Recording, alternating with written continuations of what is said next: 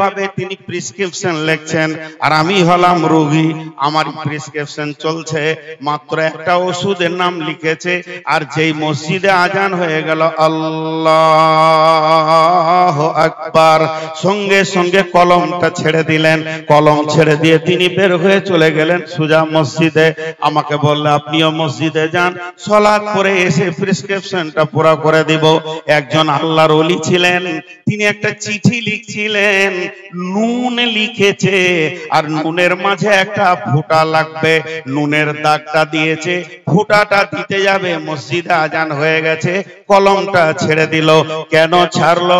আল্লাহর ডাকের পর পৃথিবীর একটা নুক্তাও আমি দিব না, আমি কোনো কাজ করতে পারবো না।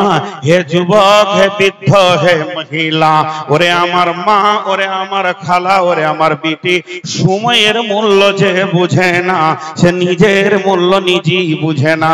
সে সময়কে হারিয়ে দেয়, সে নিজেকে হারিয়ে দেয়। যে সময়কে গলিয়ে দেয়, সে নিজেকে পচিয়ে দেয়। যে সময়কে ঠিক ঠিক ঠিক কাজে লাগায়, সে সব কিছু ঠিক কাজে লাগায়।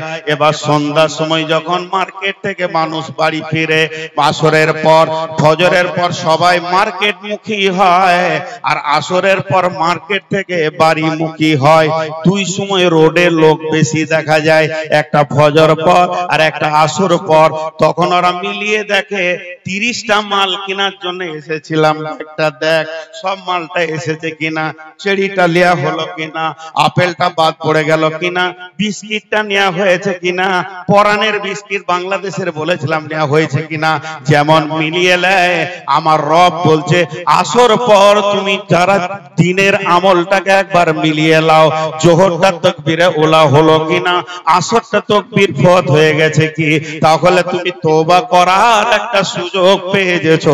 সূর্য তোমাকে জ্ঞান দিয়ে চলে গেছে, মানব কুল রে তওবায় বসে যা, সূর্য ডোবার আগে মাবুদের কাছে একবার কেঁদে নে, হে মাবুদ, তোমার দেওয়া জীবন, তোমার দেওয়া শ্বাস, তোমার দেওয়া আলো, তোমার দেওয়া চোখ, তোমার দেওয়া কিডনি, তোমার দেওয়া দেহ নিয়ে তোমার সঙ্গে বেঈমানি হয়ে গেছে। মাবুদের তওবা করছি, আর সময়ের অপচয় করব না। আল্লাহ কত গুরুত্ব দিয়েছেন সময়কে, সময় কেন্দ্রিক 2খানা সূরা দিয়েছেন এবং সময় কেন্দ্রিক কোরআনে আয়াত রয়েছে। আল্লাহ তাবারাক ওয়া তাআলা সূরা তারিকের ভিতরে কত বড় গবেষণা কথা বলেছেন, 2খানা আয়াতের তাফসীর করতে গিয়ে 2.5 ঘন্টা চলে যাবে। সেই আয়াত দুটাকে ওয়াস-সামাই ওয়াত-তারিক ওয়া মা আদরাকা মাত-তারিক আন-নাজমুস সাকিব ইন কুল্লু নাফসিন লাম্মা আলাইহা হাফিজ। আমি সংক্ষেপে মাত্র 5 মিনিট বলছি, এটা আমি গবেষণা করে দেখেছি, 2 ঘন্টায় উদ্ধার করা যাবে না। পৃথিবীতে খুব বেশি যদি মানুষ আছে, পৃথিবীতে খুব বেশি যদি মানুষ আছে 7.5 থেকে 8 কোটি মানুষ আছে, কিন্তু আল্লাহর গ্যালাক্সিতে কতগুলো তারা আছে? শুধু গ্যালাক্সির ভিতরে 15 থেকে 30 কোটি তারা রয়েছে। আল্লাহ তাবারাক ওয়া তাআলা তাদের ব্যাপারে বলছেন, আসমানে যে রাত্রিতে আসা যাওয়া করে তাকে তোমরা চিনো কি? তাকে বলল সেটা কি রাত্রি থেকে আসা যাওয়া করে? রাত্রিতে যায় আর আসে, সেগুলো হলো প্রজ্বলিত তারা। আল্লাহ তাবারাক ওয়া তাআলা বলছেন কয়েকশো কোটি তারাকে, কয়েক হাজার বিলিয়ন কোটি তারাকে আমি ছেড়ে দিয়েছি। বিজ্ঞানীরা বলছেন এমন তারা রয়েছে আলোক বর্ষর দ্রুত গতিতে, পৃথিবীতে আলো এখন পৌঁছাইতে পারেনি, তারা চলে আসছে দ্রুত গতিতে। আর গ্যালাক্সির ভিতরে কয়েকটা ব্ল্যাক হোল পাওয়া গেছে, তার ব্ল্যাক হোলের বাংলা হচ্ছে গহ্বর, কালো অন্ধকার গর্ত। এই পৃথিবী থেকে 10 কোটি 15 কোটি 100 কোটি গুণ একটা তারা বড়, ওই রকম তারাগুলোকে কোটি কোটি সে কপ কপ করে গিলে ফেলছে।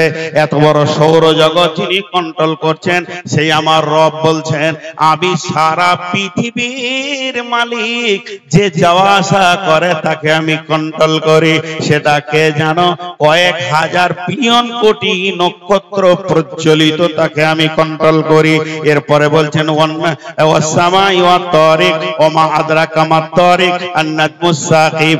এবার আল্লাহ বলছেন ইন কুল্লু নাফসিন লাম্মা আলাইহা হাফিজ, ইন কুল্লু নাফসিন লাম্মা আলাইহা হাফিজ। তোদের 700 কোটি 800 কোটি যে মানুষ আছিস, তোদেরকেও আমি কক্ষপথে ছেড়ে দিয়েছি, একই গতিশীলে তোরা চলছিস, কিন্তু জেনেলে কার কবর কখন আছে তোরা জানিস না।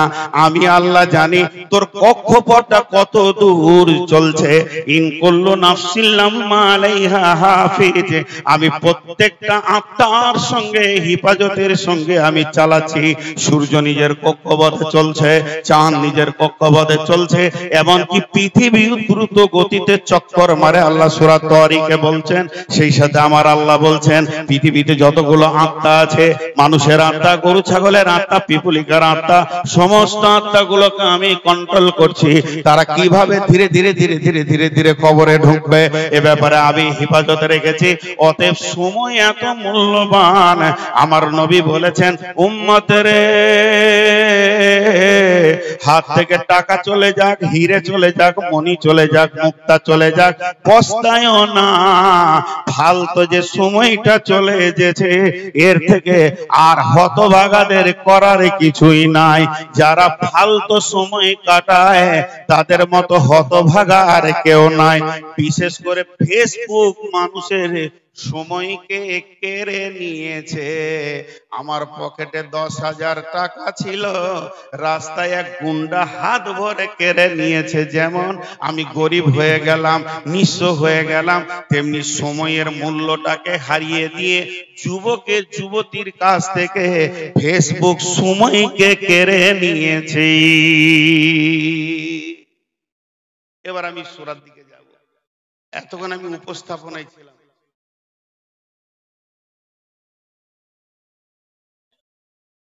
আল্লাহ কসম খেয়েছেন ফজরের। ফজরের অনেক মূল্য আপনাদেরকে বলেছি।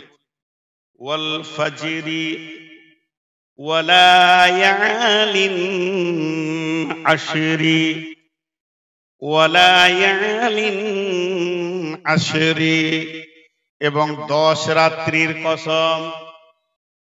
ফজরের কসমের পর 10টা রাত্রির কসম খেলেন আল্লাহ। সেই 10টা রাত কোন 10 রাত? বিভিন্ন মত আছে। কেউ বলেছে রমজানের শেষ 10 রাত, যেহেতু সের ভিতরে লাইলাতুল কাদার লুকিয়ে আছে।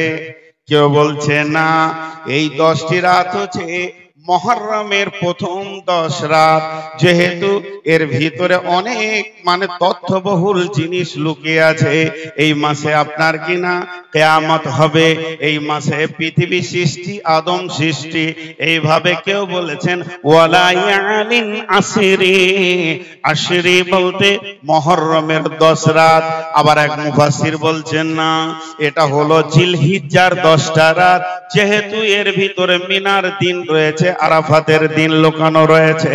বিশুদ্ধ সূত্রে সব থেকে যেটাকে সহিহ বলা হচ্ছে, এদের ভিতরে অনেক মতান্তরের পর এটাকে সহিহ সূত্রে বলা হচ্ছে জিলহিজ্জার 10 রাত। ওয়াসফি ওয়াল ওয়াতরি, আল্লাহ কসম খাচ্ছেন জোড়ার এবং বেজোড়। আল্লাহর সৃষ্টির ভিতরে জোড়াও আছে, বিজোড়ও আছে। আল্লাহর সৃষ্টির ভিতরে সূর্য একটা, চন্দ্র একটা, এইভাবে এগুলো বিজোড় রয়েছে।